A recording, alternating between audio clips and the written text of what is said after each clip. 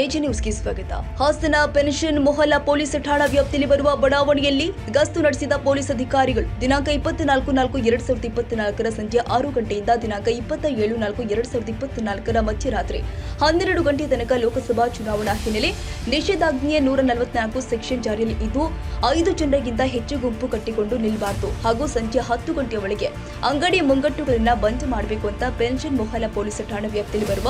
ವಲ್ಲಭಾಯಿ ರಸ್ತೆ, ಹೊಸಲೈನ್ ರಸ್ತೆ, ಸಂತೆಪೇಟೆ ಸ್ಕೂಲ್, ಅಮೀರ್ ಮೊಹಲ್ಲಾ, ಚಿಪ್ಪಿನಕಟ್ಟೆ, ಆಡ್ಲಿಮನಿ ರಸ್ತೆ, ಟಿಪ್ಪು ನಗರ, ಪೆನ್ಷನ್ ಮೊಹಲ್ಲಾ, ಮಹಬೂಬ್ ನಗರ, ಇಲಾಹಿ ನಗರ ಹಾಗೂ ಮುಂತಾದ ಬಡಾವಣೆಯಲ್ಲಿ ಗಸ್ತು ನಡೆಸಿ ವೃತ್ತ ನಿರೀಕ್ಷಕರು ಆದ ಮಧುಕುಮಾರ್ ಅವರು ಜನರಿಗೆ ತಿಳಿಸಿದ್ದಾರೆ.